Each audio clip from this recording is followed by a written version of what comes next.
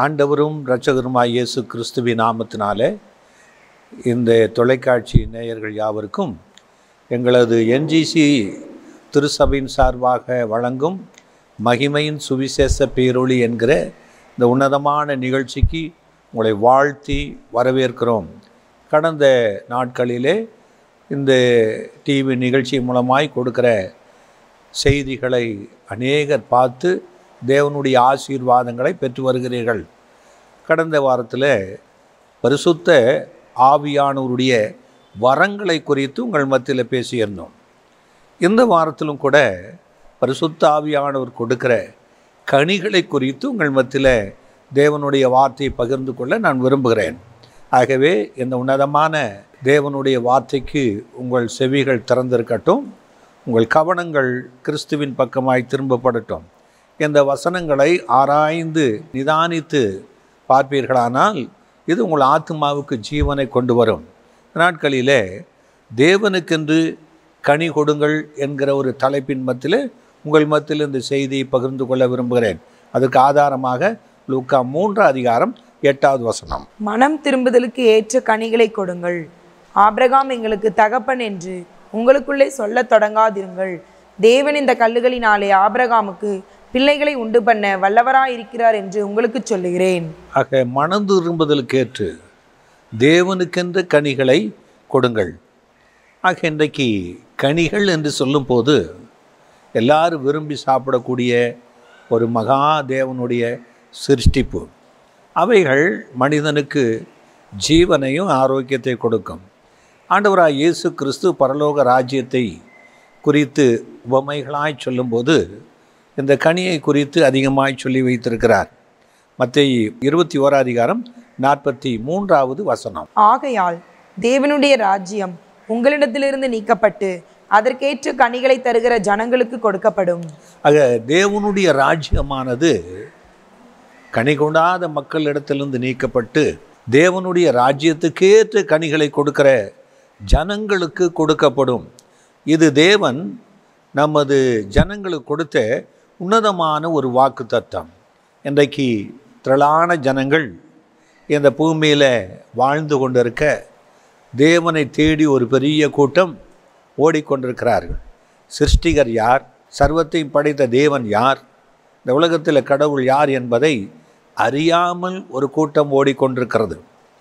ஆக மனிதனை தேவனை அறியும்படியாக பரலோகத்திலிருந்து இறங்கி வந்த ஆண்டவராய் இயேசு கிறிஸ்து தேவனுடைய ராஜ்யத்தை குறித்தும் தேவனை குறித்தும் நம்முடைய சரீரத்தில் தன்னுடையதான உபதேசத்தின் மூலமாக அதை வெளிப்படுத்தி வந்திருக்கிறார்.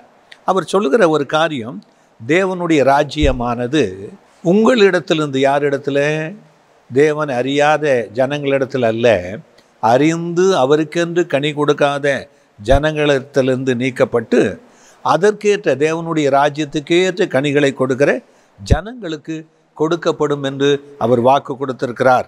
ஆக ஏசாயா 61:3 நாம் வாசிக்கலாம். சீயோனிலே துயரப்பட்டவர்களை சீர்படுத்தவும், அவர்களுக்கு சாம்பலுக்கு பதிலாக சிங்காரத்தையும், துயரத்திற்கு பதிலாக ஆனந்த தைலத்தையும், ஒடுங்கின ஆவிக்கு பதிலாக துதியின் உடையை கொடுக்கவும் அவர் என்னை அனுப்பினார். அவர்கள் கர்த்தர் தம்முடைய மகிமைக்கென்று நாட்டின நீதியின் விருட்சங்கள் எனப்படுவார்கள். ஆக ஆண்டவராய் இயேசு கிறிஸ்துவை தேவன் இந்த பூமியிலே அனுப்பின போது அவர் கனி கொடுக்கும்படி ஏற்படுத்தப்பட்ட பரிசுத்த ஆவியானவருக்குள்ளாக தெரிந்து கொள்ளப்பட்டவர்களையும் அபிஷேகம் பண்ணப்பட்டவர்களையும் அவர் பார்த்து சொல்லுகிறார், கர்த்தர் தமது மகிமைக்கென்று நாட்டின நீதியின் விருட்சங்கள் எனப்படுவார்கள். ஆக சாதாரண காரியம் அல்ல, உன்னதமான மகிமைக்கு எதுவாக அவர்கள் நாட்டப்பட்ட நீதியின் விருட்சங்கள் என்று அவர் வர்ணிக்கிறார். ஆக தேவன் ஆதி முதலாக இந்த கனிகளை குறித்து அவர் சொல்லி வருகிறார். ஆதி மனிதன் ஆதாம் ஏவாள் மண்ணினால் உருவாக்கப்பட்டு ஜீவ சுவாசத்தை பெற்றுக்கொண்ட ஆதாம், விழா எலும்பிலிருந்து எடுக்கப்பட்ட ஏவாள் இருவருக்கும் ஒரு அழகான தோட்டத்தை, மகிமையான தோட்டத்தை அவர்களுக்கு உண்டாக்கி கொடுத்தார். ஆதியாகமம் 2:9 தேவனாகி கர்த்தர் பார்வைக்கு அழகும் புசிப்புக்கு நலமுமான சகலவித விருட்சங்களையும் தோட்டத்தின் நடுவிலே ஜீவ விருட்சத்தையும் நன்மை தீமை அறியத்தக்க விருட்சத்தையும் பூமியிலிருந்து முளைக்க பண்ணினார். ஆக ஒரு அருமையான ஏதேன் என்கிற ஒரு தோட்டத்தை அவர்களுக்கு உண்டாக்கி கொடுத்து அதில் சகல விதமான விருட்சத்தின் கனிகளையும் நீங்கள் புசிக்கலாம். ஆனால் நன்மை தீமை அறியத்தக்கதான விருட்சத்தின் கனி என்றும் ஜீவ விருட்சத்தின் கனி என்றும் ரெண்டு பிரத்யேகமான விருட்சம் என்று சொல்லும்போது மரம்.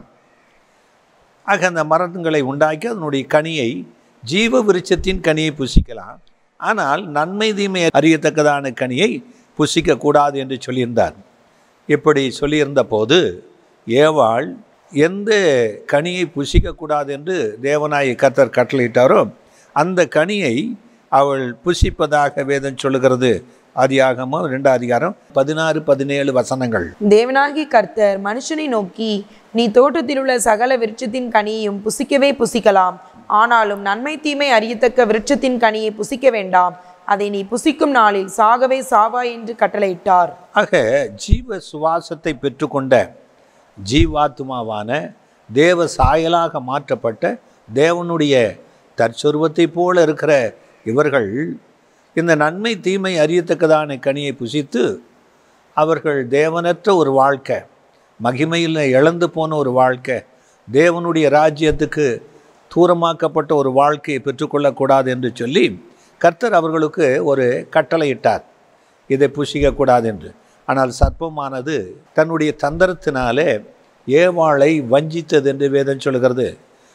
சர்ப்பமாக சாத்தான் வந்து இதை புசிக்கும் நாளிலே நீங்கள் தேவர்களைப் போல இருப்பீர்கள் என்று தேவன் அறிவார் என்று அவர்களுக்கு வஞ்சகமான ஆலோசனை சொல்லி ஏவாளை புசிக்கும்படி வைக்கிறான். ஆதியாகமம் 3 அதிகாரம் 6-7 வசனங்கள். அப்பொழுது ஸ்திரீயானவள் அந்த விருட்சம் புசிப்புக்கு நல்லதும் பார்வைக்கு இன்பமும் புத்தியை தெளிவிக்கிறதற்கு இச்சிக்கப்படத்தக்க விருட்சமுமாய் இருக்கிறது என்று கண்டு அதன் கனியை பறித்து புசித்து தன் புருஷனுக்கும் கொடுத்தாள்.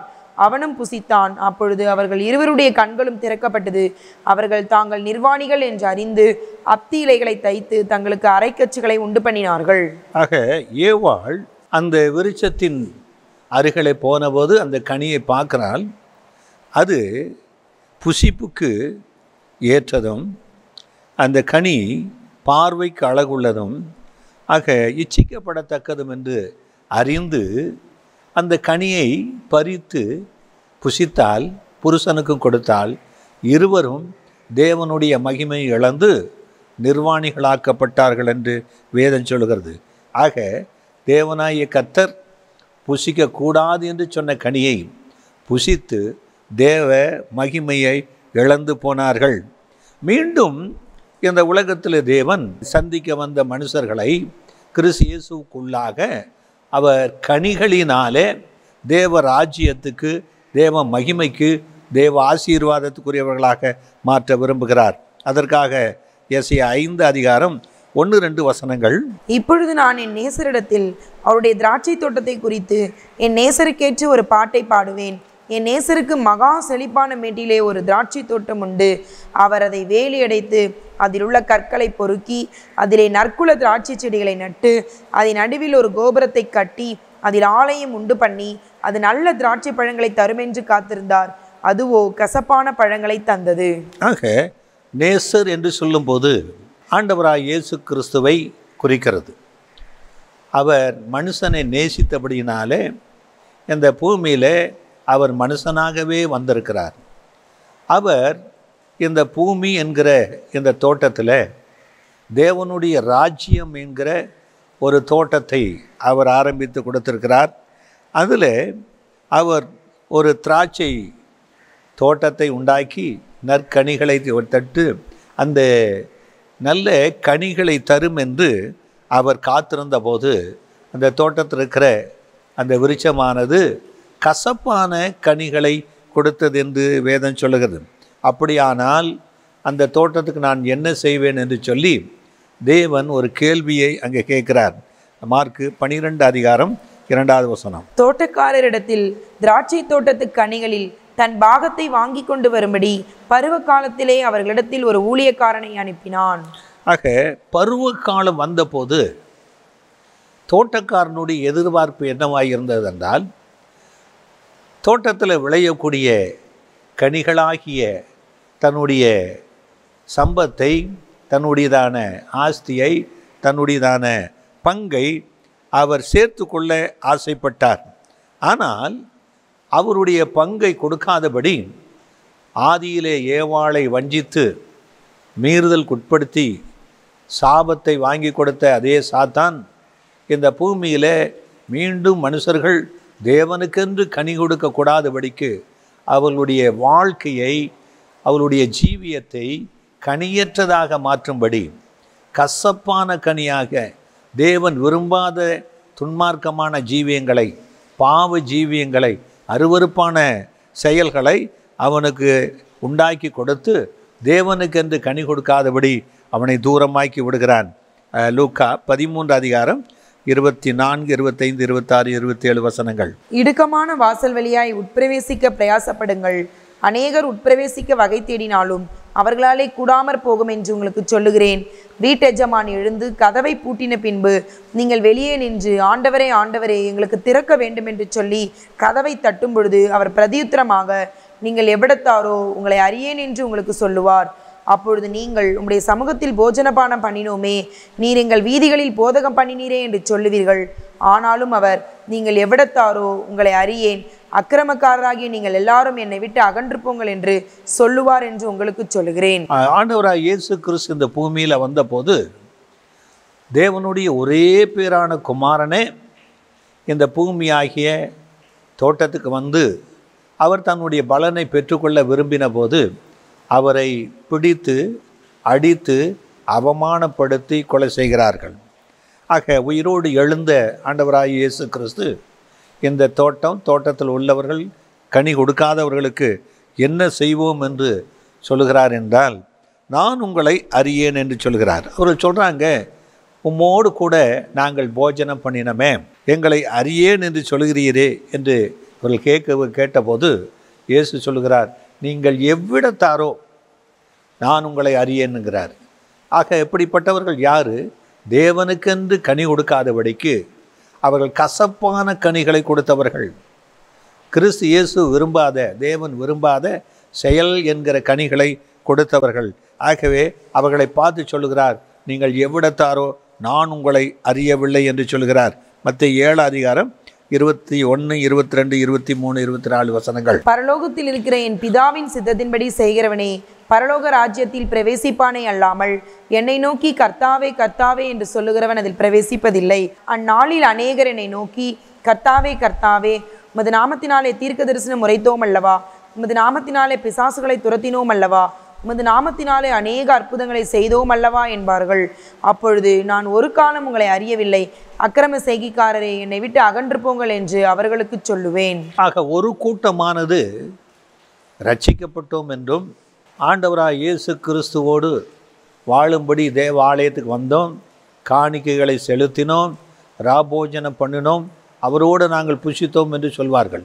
ஆனால் அவர்கள் தேவனுடைய ஆவியினாலேயோ தேவனுக்கென்று கனி கொடுக்கிறவர்களாக இல்லாதபடி தங்களுக்கு தாங்களே வாழ்ந்து கொண்டு இருந்தவர்களை ஆண்டவர் சொல்கிறார், நான் ஒரு கால் உங்களை அறியவில்லை, நீங்கள் எவ்விடத்தார் என்று. இரண்டாவதான காரியம் பார்க்கும்போது, ஒரு பெரிய கூட்டம் பரலோக ராஜ்யத்தில் பிதாவின் சித்தத்தின்படி செய்கிறவனே பிரவேசிப்பானே அல்லாமல் என்னை நோக்கி கர்த்தாவே கர்த்தாவே என்று சொல்லுகிறவன் அதில் பிரவேசிப்பதில்லை என்று சொல்கிறார். இன்றைக்கு பிதாவின் சித்தம் என்னதென்று அறியாதபடி, பிதாவின் சித்தம் என்ன, அவர் பூமியிலே நம்மை ஏற்படுத்தின நோக்கம் அவருக்கென்று கனி கொடுக்க வேண்டும், அவருக்கென்று வாழ வேண்டும், அவருடைய ராஜ்யத்துக்கென்று செயல்பட வேண்டும், அவருடைய சித்தங்களை இந்த பூமியில் நிறைவேற்ற வேண்டும். அது இல்லாதபடி சுய சித்தம் செய்து இந்த பூமியில் ஊழியம் செய்கிற ஒரு பெரிய கூட்டம். அவர்கள் சொல்லுகிறாரு, உமது நாமத்தினாலே தீர்க்க தரிசனம் உரைத்தோம், உமது நாமத்தினாலே பிசாசுகளை துரத்தினோம், உமது நாமத்தினாலே அநேக அற்புதங்களை செய்தோம் அல்லவா. அப்படி இருக்கும்போது நீர் எங்களை எப்படி அறியவில்லை என்று சொல்கிறீர்கள்? இயேசு கிறிஸ்துவார், நான் ஒருபோதும் உங்களை அறியேன், அக்கிரம செய்கைக்காரரே என்னை விட்டு அகன்று போங்கள் என்று சொல்கிறார். இயேசு கிறிஸ்து பொய் சொல்கிறாரா? இல்லை. ஆக இன்றைக்கு சாத்தானும் கூட வஞ்சிக்கிற ஆவி, பொல்லாத ஆவி, அந்தி கிறிஸ்துவின் ஆவி அநேகர் மேலே இறங்கி அநேகரை அவர்கள் இந்த உலகத்துக்கு அடுத்த காரியங்களிலே, உலகத்துக்கு அடுத்த செயல்களிலே, உலகத்துக்கு அடுத்த ஆசை இச்சைகளிலே அவர்களை வழி நடத்துகிறான். அவர்களை கொண்டு பொய்யான அற்புதங்களையும் பொய்யான தீர்க்க தரிசனங்களையும் பொய்யான பிசாசு துரத்துகிற செயல்களையும் செய்து கொண்டிருக்கிறாங்க. அதே போல் இயேசுவை குறித்து ஒருவன் சொல்லும்போது, இவன் பெயல்செபூலினாலே பிசாசுகளை துரத்துகிறான் என்று சொன்னார்கள்.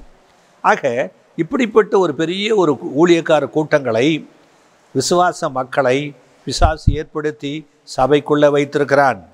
ஆக தேவனுடைய ஆவியானவரால் செய்யப்படக்கூடிய அதிசயமான காரியங்கள் அல்ல, பிசாசுகளின் ஆவிகளும் இதை செய்யும். அப்படிப்பட்டவர்களை பார்த்து, அவர்கள் செயல்களை பார்த்து பரலோக ராஜ்யத்துக்கு போகும்போது, நான் உங்களை அறியேன், அக்கிரம செய்கைக்காரரே என்னை விட்டு அகன்று போங்கள் என்று ஆண்டவர் அங்கே சொல்வார். ஆகவே மத்தேயு 7:19 நல்ல கனிகொடாத மரமெல்லாம் வெட்டுண்டு அக்கினியிலே போடப்படும். ஆக கனிகளினால தான் ஆண்டவர் அறிந்து கொள்கிறார். இவர்களுடைய ஓட்டத்தை பார்க்கும் போது பெரிய பெரிய அற்புதங்களை, அதிசயங்களும் தீர்க்கதரிசனம் சொல்லியிருக்காங்க. ஆனால் அவர்கள் ஜீவியத்தில் தேவனுக்கென்று கனி கொடுக்கிற ஒரு நல்ல தன்மைகள் இல்லை. ஆக நல்ல கனி கொடாத மரம் வெட்டுண்டு போகும், அக்கினியிலே போடப்படும் என்று ஆண்டவர் சொல்கிறார். ஆகவே ஆண்டவர் சொல்கிறார், நான் உங்களை ஒரு காலம் அறியவில்லை என்று. மத்தேயு 7:16 அவர்களுடைய கனிகளினாலே அவர்களை அறிவீர்கள். முட்செடிகளில் திராட்சை பழங்களையும் முட்பூண்டுகளில் அத்திப்பழங்களையும் பறிக்கிறார்களா? ஆக முட்செடிகளில் அத்திப்பழங்களையும் முட்பூண்டுகளிலே திராட்சை பழத்தை கறியக்கூடுமா? ஆக ஒருபோது முட்செடியானதோ முட்பூண்டுகளானது தேவனுக்கென்று கனி கொடுக்க முடியாது. இவர்களுடைய செயல்கள் முள்ளிலே விழுந்த விதைகளாக இருக்கும்.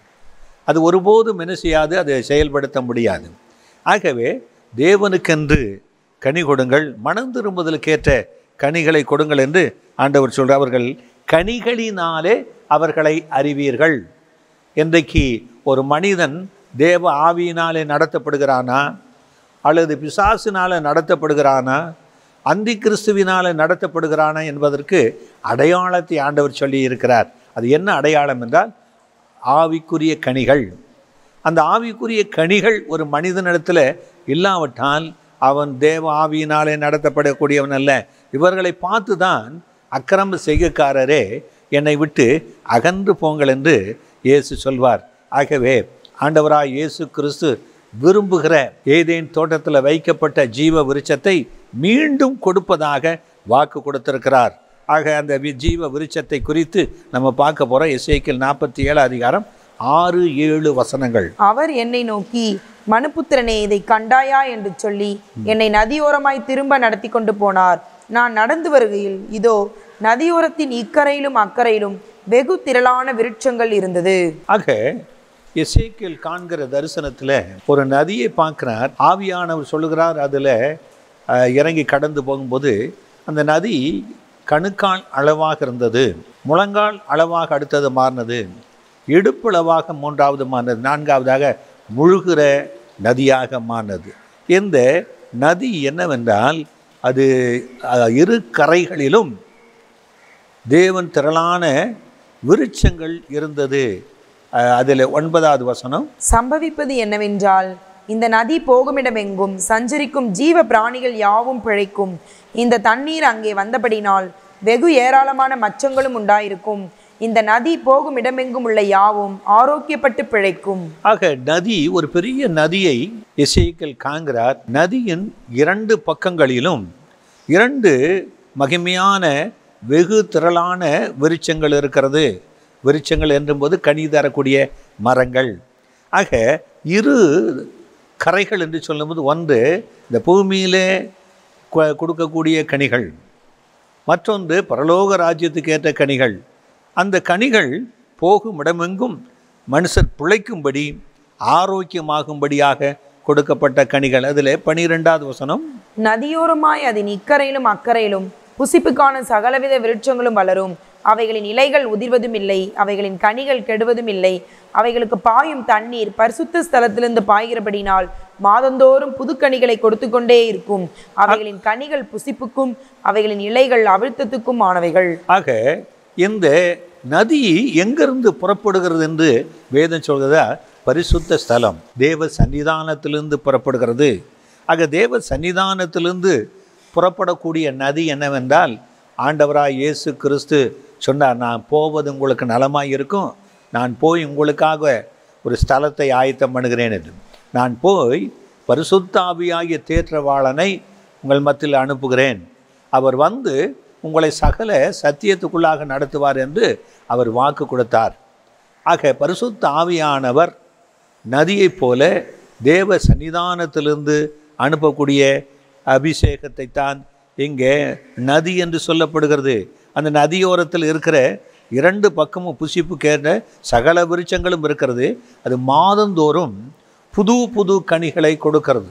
இன்றைக்கு ஒரே கனி அல்ல, ஒவ்வொரு நாளும் தேவனுக்கென்று கனி கொடுக்கிறவர்களாக இருக்க வேண்டும் என்பதற்கு இது அடையாளமாக இருக்குது. இதே காரியத்தை வெளிப்படுத்தின விசேஷம் 2 அதிகாரம் 7வது வசனத்தை பார்க்கலாம். ஆவியானவர் சபைகளுக்கு சொல்லுகிறதை காதுள்ளவன் கேட்க கடவன். ஜெயம் கொள்ளுகிறவன் எவனோ அவனுக்கு தேவனுடைய பரதீசின் மத்தியில் இருக்கிற ஜீவ விருட்சத்தின் கனியை புசிக்க கொடுப்பேன் என்று எழுது. ஆக ஏதேன் தோட்டத்தில் ஆதாம் ஏவாள் பாவம் செய்த போது அவர்கள் ஜீவ விருட்சத்தின் கனியை பறித்து புசித்து என்றென்றைக்கு உயிரோடு இருக்கக்கூடாது என்று சொல்லி அதை வீசிக்கொண்டிருக்கிற சுடரொளி பட்டயத்தையும் கேருபீன்களையும் காவலுக்காக வைத்தார். அதை பறித்து புசிக்க முடியாதபடி காவல் காக்கப்பட்டது. ஆனால் இந்த ஆண்டவராய் இயேசு கிறிஸ்து இந்த பூமியில் வந்தபோது யோவானுக்கு தரிசனமாய் சொல்கிறார், ஆக ஜெயங்கொள்ளுகிறவன் எவனோ அவன் தேவனுடைய பரதீசின் மத்தியில் இருக்கிற ஜீவ விருட்சத்தின் கனியை புசிக்க கொடுப்பான். ஜெயம் கொள்ளுவது என்ன?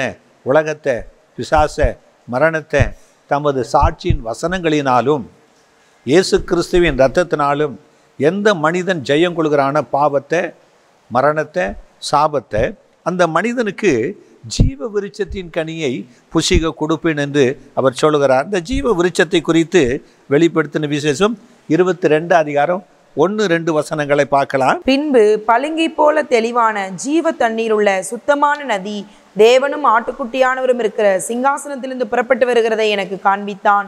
நகரத்து வீதியின் மத்தியிலும் நதியின் இரு கரைகளிலும் 12 விதமான கனிகளை தரும் ஜீவ விருட்சம் இருந்தது. அது மாதந்தோறும் தன் கனியை கொடுக்கும். அந்த விருட்சத்தின் இலைகள் ஜனங்கள் ஆரோக்கியம் அடைவதற்கு ஏதுவானவைகள். ஆக பரலோகத்தில் விட்டிருக்கிற தேவனுடைய சிங்காசனத்திலிருந்து பளிங்கை போல தெளிவான ஒரு ஜீவ நதி புறப்பட்டு, சுத்தமான நதி புறப்பட்டு வருகிறது. அந்த நதியின் இரு புறங்களிலும் 12 விதமான கனிகளை தரும் ஜீவ விருட்சங்கள் இருந்ததாம். அது மாதந்தோறும் தன் கனியை கொடுக்கும், புது புது கனியை கொடுக்கும். அங்கே எசேக்கியேல் கண்ட அதே தீர்க்க தரிசனத்தை யோவான் இங்கே நமக்கு வெளிப்படுத்தி காண்பிக்கிறார். இந்த ஜீவ தண்ணீர் என்கிற நதியானது ஜீவ விருட்சத்தின் கனிகளை 12 விதமான கனிகளை கொடுக்கும் என்று இங்கே யோவான் தரிசனத்தில் பார்க்கிறான்.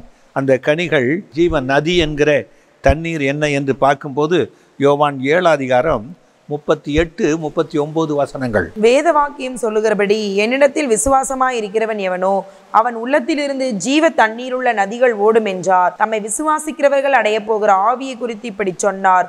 இயேசு இன்னும் மகிமைப்படாதிருந்தபடினால் பரிசுத்த ஆவி இன்னும் அருளப்படவில்லை.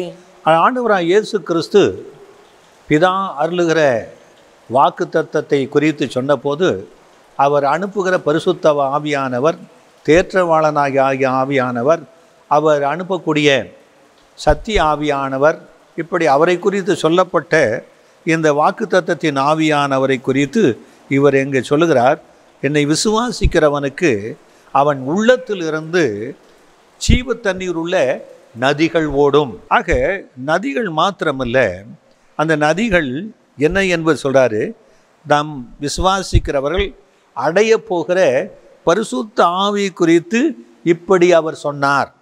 ஜீவ நதி என்று சொல்லும்போது மனிதனுக்கு தேவன் வாக்கு பண்ணி கொடுத்திருக்கிற ஜீவ நதி என்று சொல்வது பரிசுத்த ஆவியானவரை குறிக்கிறது. என்றைக்கு பரிசுத்த ஆவியானவர் ஒரு மனுஷன் மேலே இறங்கி ஆட்கொள்கிறாரோ அவனுக்கு ஒரு புறத்தில் வரங்களை கொண்டு வந்தாலும் கூட மறுபுறத்தில் அந்த மனிதனுக்கு ஜீவ விருட்சத்தின் கனியை கொடுக்கிறார். அந்த ஜீவ விருட்சத்தின் கனிகளை புசிக்கிறவர்கள் மாதந்தோறும் புது புது கனிகள், ஒவ்வொரு நாளும் அந்த கனிகளை அவர்கள் புசிப்பார்கள். அந்த இலைகள் ஆரோக்கியத்தை கொடுக்கும். அந்த கனிகள் புசிப்புக்கேற்றது என்று சொல்லி அவர் சொல்லி வைத்திருக்கதை பார்க்கிறோம். ஆக ஆவியானவர் கொடுக்கிற அந்த கனிகளை குறித்து பார்ப்போம். 1 கொரிந்தியர் 12:7.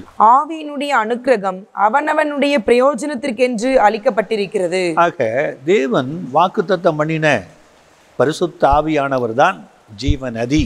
இந்த பரிசுத்த ஆவியானவர் ஒரு மனிதனுக்குள்ளாக ஓடும்போது இக்கரையில் இருக்கிறதுக்கு வரங்கள், ஊழியங்கள், ஆளுகளை கொடுக்கறதோடு மாத்திரமல்ல, மறுக்கரையிலே அவர் ஜீவ விருட்சத்தின் கனிகளை உருவாக்குகிறார். அந்த ஜீவ விருட்சத்தின் கனிகள் அவனவனுடைய பிரயோஜனத்துக்காக கொடுக்கப்படுது. ஏனால் ஒரு மனிதன் தேவனுடைய ராஜ்யத்துக்குள்ளே பிரவேசிக்க வேண்டுமானால் கனி உள்ளவனாக இருக்க வேண்டும். அப்படிப்பட்ட கனி கொடுக்கிற ஒரு ஜீவியத்தை ஆண்டவர் கொடுப்பதற்காகத்தான் இந்த பரிசுத்த ஆவியானவர் நமக்கு கொடுக்கப்பட்டிருக்கிறார். நம்மளுடைய பிரயோஜனத்திற்காக ஆக கொடுக்கப்பட்டிருக்கிறார். யோவான் 15:16. நீங்கள் என்னை தெரிந்து கொள்ளவில்லை, நான் உங்களை தெரிந்து கொண்டேன். நீங்கள் என் நாமத்தினாலே பிதாவை கேட்டுக்கொள்வது எதுவோ அதை அவர் உங்களுக்கு கொடுக்கத்தக்கதாக நீங்கள் போய் கனி கொடுக்கும்படிக்கும் உங்கள் கனி நிலைத்திருக்கும்படிக்கும் நான் உங்களை ஏற்படுத்தினேன். ஆண்டவர் நம்மை தெரிந்து கொண்ட நோக்கமே நாம் அவருக்கென்று கனி கொடுக்கும்படி அவர் அதற்காக தெரிந்து கொண்டார். அதற்காகத்தான் நம்மை இந்த ஊழியத்தின் பாதையில் ஏற்படுத்தி வைத்திருக்கிறார். இந்த விசுவாச வழிகளிலே நடத்தி வருகிறார். அதற்காகத்தான் பரிசுத்த ஆவியானவர் வாக்குத்தத்தம் பண்ணப்பட்டவரை நமக்கு ஏற்பாடு பண்ணி அனுப்பியிருக்கிறார். ஆக அவருக்கென்று நாம் கனி கொடுக்கிறவர்களாக இருக்க வேண்டும். மத்தேயு 3:8. மனம் திரும்புதலுக்கு ஏற்ற கனிகளை கொடுங்கள். ஆக எப்படிப்பட்ட கனிகளை கொடுக்க வேண்டும்? மனம் திரும்புதலுக்கு ஏற்ற கனிகளை நாம் தேவனுக்கு கொடுக்க வேண்டும். ஆக இருபுறமும் ஜீவ விருட்சத்தின் கனிகள் மாதந்தோறும் கொடுத்தது. ஆக அந்த நதியானது பரிசுத்த ஆவியானவர் ஓடுகிற இடமெல்லாம் செழிப்பு, கனிகள் இருக்கும்.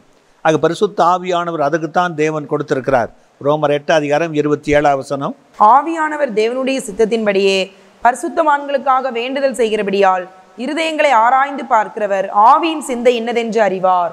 ஆக ஆவியின் சிந்தை அதுதான் தேவனுடைய ஆத்துமா. அது தேவனுடைய தோட்டமாக மாற வேண்டும். அதில் போடக்கூடிய வசனங்களானது ஆவியினாலே உயிர் பெற்று பரிசுத்த ஆவியானவருக்குள்ளாக அது வளர்க்கப்பட்டு அது விருட்சமாகி அது தேவனுக்கென்று கனி கொடுக்க வேண்டும். ஆவியின் கனியோ நமக்குள்ளே ஆவியின் சிந்தனையிலே உண்டாகி அது ஆத்துமாவில் நிறைந்து ஆவிக்குள்ளாக பூர்ணமாக்கப்பட்டு நம் சரீரத்தை ஆட்கொள்ளக்கூடியதாக இருக்கிறது. எபேசியர் 5:9. ஆவியின் கனி சகல நற்குணத்திலும் நீதியிலும் உண்மையிலும் விளங்கும். ஆவியின் கனியானது சகல நற்குணத்திலும் நீதியிலும் உண்மையிலும் விளங்கும்.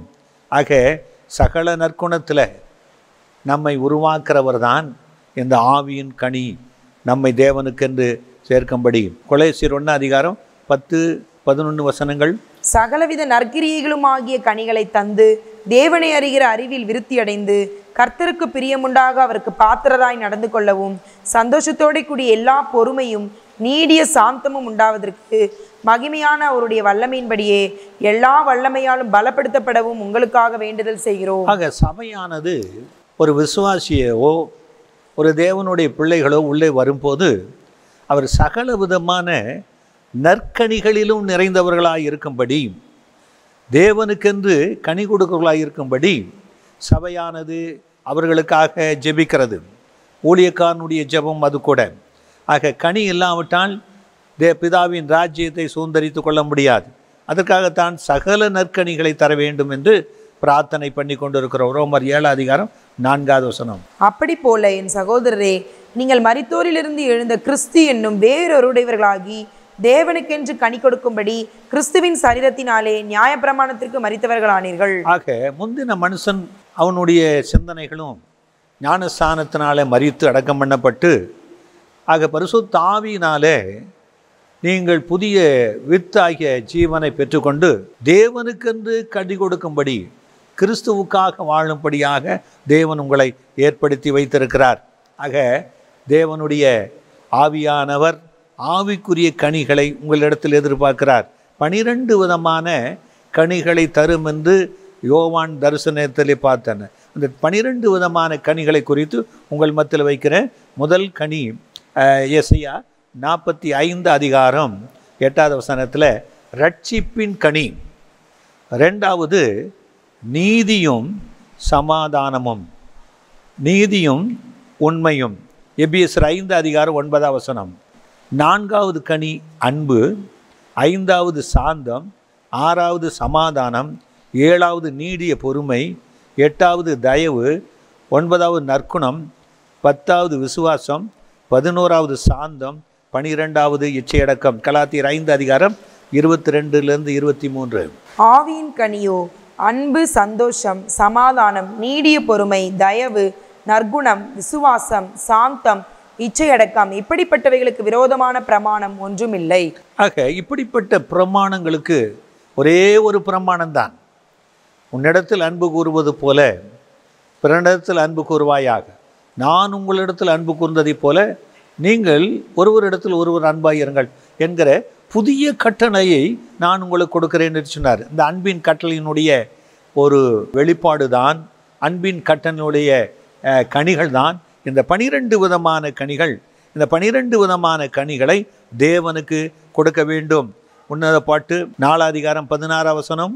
வாடையே எழும்பு, தென்றலே வா, கந்த பிசின்கள் வடிய என் தோட்டத்திலே வீசு, என் நேசர் தம்முடைய தோட்டத்துக்கு வந்து தமது அருமையான கனிகளை புசிப்பாராக. ஆக பரிசுத்த ஆவியானவர் இறங்கி வந்து தோட்டத்தை, உன்னுடைய தோட்டத்தை செழிப்பாக்கி அங்கே 12 விதமான கனிகளை உருவாக்குவாரானால் நீ அவரை பார்த்து கேட்கலாம், என் நேசரே என் தோட்டத்தில் வந்து கந்தக பசின் விடிய வீசு, அருமையான கனிகளை புசி என்று அழைக்கணும். ஏனென்றால் கிறிஸ்துவுக்குள்ளாக கொலோசியர் 1 அதிகாரம் 19வது வசனம், சகல பரிபூரணமும் அவருக்குள்ளே வாசமாய் இருக்கவும். ஆக கிறிஸ்துவுக்குள்ள இந்த 12 விதமான கனிகளும் அவருக்குள்ளே வாசமாயிருந்தது. ஆனால் தேவனுடைய தற்சொருவமாயிருக்கிறவர், ஆக தேவனுடைய பிரதிபலிப்பாய் வந்திருக்கிறவர், என்னை கண்டவன் பிதாவை கண்டான் என்று சொன்னாரே, பிதாவினிடத்தில் இருக்கிற அந்த மெய்யான சுபாவம் கிறிஸ்துவுக்குள்ளாக வாசமாயிருந்தது. இன்றைக்கு கிறிஸ்துவுக்குள்ளாக வாசமாயிருக்கிற இந்த 12 விதமான கனிகள் நிறைந்த பூரணத்தை, சகல பரிபூர்ணம் அவருக்குள்ளே வாசமாயிருக்குது. ஆக அவர் பூரணராக இருக்கிறதே போல நீங்கள் சகலத்திலும் பூரணமாக இருக்க விரும்புகிறார். ஆக ஆண்டவராக இயேசு கிறிஸ்து நம்மை பூரணப்படுத்துவதின் நோக்கமே இந்த கனிகள் நிறைந்தவர்கள் தான் பூரணமாக முடியும். அதற்கு இயேசு கிறிஸ்து என்ன சொல்கிறார் என்றால் யோவான் 15 அதிகாரம் 7-8 வசனங்கள். நீங்கள் என்னிலும் என் வார்த்தைகள் உங்களிலும் நிலைத்திருந்தால் நீங்கள் கேட்டுக்கொள்வது எதுவோ அது உங்களுக்கு செய்யப்படும். நீங்கள் மிகுந்த கனிகளை கொடுப்பதினால் என் பிதா மகிமைப்படுவார், எனக்கும் சீஷராய் இருப்பீர்கள். ஆக இயேசு சொல்லுகிறார், நீங்கள் என்னிலும், என்னுடைய வார்த்தை வித்து, வசனம்தான் வித்து உங்களில் இருந்தால் பரிசுத்த ஆவியானவராகிய ஜீவ நதி உங்களை ஜீவ விருட்சமாக உங்களுக்குள்ளாக உருவாக்கி தேவனுக்கென்று கனி கொடுக்கிற 12 விதமான கனிகளை மாதம் மாதம் 4 நாட்கள் கொடுக்கிறவர்களாக உங்களை மாற்றுவார். அப்படி மிகுதியான கனிகளை கொடுப்பதனால பிதா மகிமைப்படுவாராம். நீங்கள் எனக்கு சீசராக இருப்பீர்கள். ஆக ஆண்டவருக்கு சீசராக இருக்க வேண்டுமா? உண்மையான சீசர்களாக இருக்க வேண்டுமா? ஏசு சொல்றார், என்னுடைய உபதேசத்தின் நிலைந்த மெய்யாகவே என் சீசராக இருப்பீர்கள் என்று சொன்னார். இயேசு கிறிஸ்துவின் உபதேசமாகிய வசனம், சத்தியம் ஒரு மனிதனுக்குள்ளே பரிசுத்த ஆவியானவருக்குள்ளாக செயல்படும் போது இப்படிப்பட்ட 12 விதமான கனிகளை உங்கள் வாழ்க்கையில் நீங்கள் நிறைவாய் பெற்றுக்கொள்ள முடியும். பிதா மகிமைப்படுவார். இயேசு கிறிஸ்துவுக்கு நீங்கள் சீசர். ஒரே ஒரு வசனத்தை சொல்லி நான் முடிக்க விரும்புகிறேன். எபேசியர் 1 அதிகாரம் 3 வசனம். நம்முடைய கர்த்தராகிய இயேசு கிறிஸ்துவின் பிதாவாகிய தேவனுக்கு ஸ்தோத்திரம். அவர் கிறிஸ்துவுக்குள் உன்னதங்களிலே ஆவிக்குரிய சகல ஆசீர்வாதத்தினாலும் நம்மை ஆசீர்வதித்திருக்கிறார். ஆக அவர் கிறிஸ்துவுக்குள்ளாக ஆவிக்குரிய சகல ஆசீர்வாதத்தினாலே நம்மை ஆசீர்வதிக்கிறார். ஆக ஆவிக்குரிய ஆசீர்வாதம் என்று சொல்லும்போது இந்த கனிகள் நிறைந்த வாழ்க்கை தான். ஆக இந்த உலகத்தில் இருக்கிற ஆஸ்தியோ அந்தஸ்தோ உத்தியோகமோ படிப்போ மற்ற எந்த காரியமும் தேவன் கொடுக்கிற உன்னத ஆசீர்வாதங்கள் அல்ல. உன்னதமான ஆசீர்வாதங்களான் இந்த ஆவிக்குரிய கனிகள் தான். இந்த ஆவிக்குரிய கனிகளை பெற்றுக்கொள்வீர்களா? உங்களுக்கென்று பரிசுத்த ஆவியானவர் அந்த ஆவிக்குரிய பரிபூர்ணமான கனிகளை உருவாக்க வந்திருக்கிறார். கிறிஸ்து இயேசு உங்களை ஆவிக்குள்ளாக நடத்தி ஆவிக்குரிய கனிகளை கொடுத்து பரிபூர்ணமான தேவனுடைய சித்தத்தை செய்ய வச்சு பரலோகத்துக்குரிய ஆசீர்வாதங்களில் உன்னதுக்குரிய ஆசீர்வாதங்கள் நிரப்பி தேவனுடைய ராஜ்யத்தை உங்களை தந்தருள்வாராக. தேவன் உங்களை ஆசீர்வதிக்கட்டும். எங்கள் அன்புமிக்க ஆண்டவரே, இந்த நாளிலே ஆவிக்குரிய கனிகள் 12 யோவான் கண்ட தரிசனத்தின்படி ஜீவ நதியானது ஆண்டவரே அந்த தோட்டத்தில் பாய்ந்து போகும்போது இரு கரைகளிலும் ஜீவ விருட்ச 12 விதமான கனிகளை தரக்கூடிய ஜீவ விருட்சதாக இருந்ததாக பார்க்கிறோம். அவ்விதமாய் தேவன் ஜெயம் பெறக்கூடிய மக்களுக்கு ஜீவ விருட்சத்தின் கனியை பறிக்க புசிக்க கொடுப்பேன் என்று வாக்கு கொடுத்திருக்கிறேன். இந்த பூமியில் பரிசுத்த ஆவியானவர் எங்களுக்குள்ளாக வந்து இந்த ஜீவ விருட்சத்தின் கனிகளை தேவனுக்கென்று கனி கொடுக்கும்படி உருவாக்கி எங்களை பரலோக ராஜ்யத்துக்கு உருவாய் மாற்றுவதற்கு வாக்கு கொடுத்தபடினாலே ஸ்தோத்திரம். இந்த வார்த்தைகளை கேட்குற மக்கள் பரிசுத்தாவியை பெற்றுக்கொண்டேன் என்று ஏமாந்து போகாதபடிக்கு இந்த கனி உள்ள வாழ்க்கையை தேவனுக்கென்று கொடுத்து தேவராஜ்யத்துக்கு ஆயத்தப்பட கிருபை செய்யும். ஆசீர்வதியும். இயேசுவின் நாமத்தில் பிதாவே, ஆமென்.